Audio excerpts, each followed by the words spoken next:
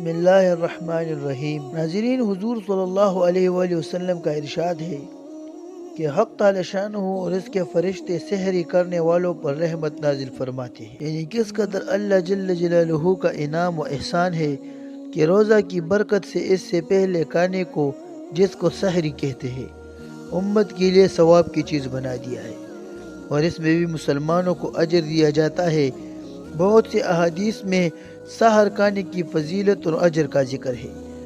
علماء رحمۃ اللہ علیہ نے 17 صحابہ کرام سے اس کی فضیلت کی احادیث نقل کی ہے اور اس کے مستحب ہونے پر اجماع نقل کیا ہے۔ بہت سے لوگ کاہلی کی وجہ سے اس فضیلت سے محروم رہ جاتے ہیں، اور بعض لوگ تراویح پڑھ کر کھانا کھا کر سو جاتے ہیں اور وہ اس ثواب سے محروم رہتے ہیں۔ اس لیے کہ لغت میں سحر اس کھانے کو کہتے ہیں کہ صبح کے قریب کھایا جائے، جیسا کہ قاموس نے لکھا ہے۔ بعض نے کہا ہے کہ آدھی رات سے اس کا وقت شروع ہو جاتا ہے۔ صاحب کشاف رحمۃ اللہ علیہ نے اخیر کے چھٹے حصے کو بتلایا ہے، یعنی تمام رات کو 6 حصوں میں تقسیم کر کے آخر کا حصہ، مثلا اگر غروب آفتاب سے طلوع صبح صادق تک 12 گھنٹوں کا ہو تو آخر کے 2 گھنٹے سحر کا وقت ہے، اور ان میں بھی تاخیر اولا ہے، بشرطیہ کہ اتنی تاخیر نہ ہو کہ روزہ میں شک ہونے لگے۔ سحر کی فضیلت بہت سی احادیث میں آئی ہے۔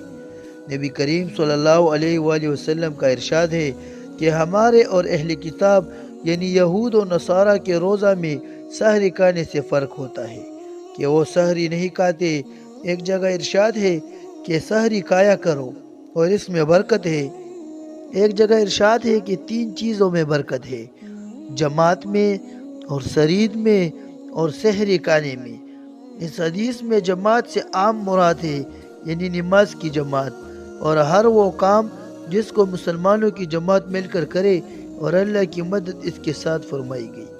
اور سرید گوشت میں پکی ہوئی روٹی کہلاتی ہے۔ تیسرے، سحری، یعنی نبی کریم صلی اللہ علیہ وآلہ وسلم جب کسی صحابی کو اپنے ساتھ سحر کے لانے کے لیے بلاتے اور ارشاد فرماتے کہ آؤ برکت کا کھانا کھاؤ۔ ایک حدیث میں ارشاد ہے کہ سحری کھا کر روزہ پر قوت حاصل کرو اور دوپہر کو سو کر آخر شب کے اٹھنے میں پر مدد چاہا کرو۔ حضرت عبداللہ بن حارث رضی اللہ تعالیٰ عنہ ایک صحابی سے نقل کرتے ہیں کہ میں حضور صلی اللہ علیہ وآلہ وسلم کی خدمت میں ایسے وقت حاضر ہوا کہ آپ صلی اللہ علیہ وآلہ وسلم سحری نوش فرما رہے تھے۔ آپ نے فرمایا کہ یہ ایک برکت کی چیز ہے جو اللہ نے تم کو عطا فرمائی ہے، اس کو مت چھوڑنا۔ حضور نے متعدد روایات میں سحور کی ترغیب فرمائی ہے، حتیٰ کہ ارشاد ہے کہ اور کچھ نہ ہو تو ایک چوہارا ہی کھا لیا کرو، ایک گھونٹ پانی ہی پی لیا کرو۔ اس لیے روزہ داروں کو اس ہم خرما و ہم ثواب کا خاص طور سے اہتمام کرنا چاہیے کہ اپنی راحت، اپنا نفع اور مفت ثواب، مگر اتنا ضروری ہے کہ افراط و تفریط ہر چیز سے مضر ہے، اس لیے نہ اتنا کم کھاوے عبادت میں ذوب محسوس ہونے لگی، اور نہ اتنا زیادہ کھاوے کہ دن بھر کٹی ڈکاریں آتی رہے۔ ناظرین، خود ان حدیث میں بھی اس طرف اشارہ ہے کہ چاہے کہ ایک چوہارا ہو یا ایک گھونٹ پانی، نیز مستقل احادیث میں بھی بہت کھانے کی ممانعت آتی ہے۔ حافظ ابن حجر رحمۃ اللہ علیہ بخاری کی شرح میں تحریر فرماتے ہیں، سحری کی برکات مختلف وجہ سے ہے۔ اتباع سنت، یعنی اہل کتاب کی مخالفت کہ وہ سحری نہیں کھاتے، اور ہم لوگ حد الوضع ان کی مخالفت کی مامور ہے۔ نیز عبادت پر قوت، عبادت میں دل بستگی کی زیادتی، نیز شدت بھوک سے اکثر بدخلقی پیدا ہو جاتی ہے، اس کی مدافعت۔ اس وقت کوئی ضرورت مند سائل آ جائے تو اس کی اعانت، کوئی پڑوس میں غریب فقیر ہو تو اس کی مدد، یہ وقت خصوصیت سے قبولیت دعا کا ہے۔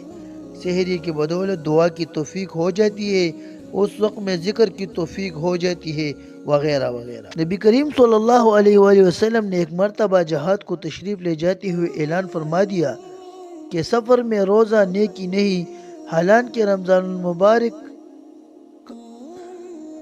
کا روزہ تھا، مگر اس جگہ جہاد کا تقاضا آ پڑا تھا۔ البتہ جس جگہ کسی ایسی دینی کام جو روزے سے زیادہ اہم ہو، ضعف اور کسل پیدا نہ ہو، وہاں تقلیل طعام بھی مناسب ہے۔ شرح انقاء میں علامہ شعرانی رحمۃ اللہ علیہ سے نقل کیا ہے کہ ہم سے اس پر عہد لیے گئے کہ پیٹ بھر کر کھانے نہ کھائے۔ بالخصوص رمضان المبارک کی راتوں میں بہتر یہ ہے کہ رمضان کے کھانے میں غیر رمضان سے کچھ تقلیل کرے، اس لیے کہ افطار و سحر میں جو شخص پیٹ بھر کر کھانا کھائے اس کا روزہ ہی کیا ہے۔ مشائخ نے کہا ہے کہ جو شخص رمضان میں بھوکا رہے آئندہ رمضان تک تمام سال شیطان کے زور سے محفوظ رہتا ہے۔ اور بھی بہت سے مشائخ سے اس باب میں شدت منقول ہے۔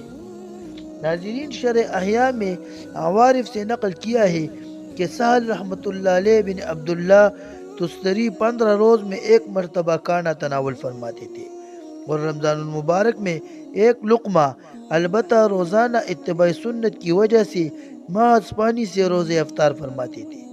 حضرت جنید رحمۃ اللہ علیہ ہمیشہ روزہ رکھتے، لیکن اللہ والے دوستوں میں سے کوئی آتا تو اس کی وجہ سے روزہ افطار فرماتے اور فرمایا کرتے تھے کہ ایسے دوستوں کے ساتھ کھانے کی فضیلت کچھ روزہ کی فضیلت سے کم نہیں۔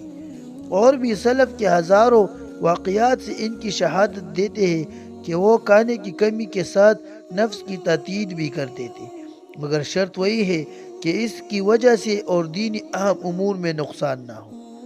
ناظرین، آج کی ویڈیو میں ہم نے سحری کی فضیلت کے بارے میں بیان کی ہے، تو ہمیں چاہیے کہ ہم کسی طرح سے بھی سحری کو نہ چھوڑیں، کیونکہ حضور نبی کریم صلی اللہ علیہ وسلم نے فرمایا ہے کہ یہ برکت کا کھانا ہے۔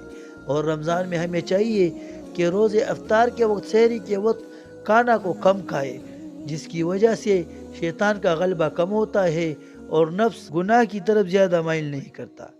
تو اگر ویڈیو اچھی لگی ہے تو ویڈیو کو لائک کریں، چینل پر نئے ہو تو چینل کو سبسکرائب کریں اور ساتھ میں بیل آئیکن کو بھی پریس کریں تاکہ اس طرح کی خوبصورت اور مفید معلومات سب سے پہلے آپ تک پہنچ سکے۔ ملتے ہیں اگلی ویڈیو میں، تب تک کے لیے اپنا خیال رکھیے۔ السلام علیکم ورحمۃ اللہ وبرکاتہ۔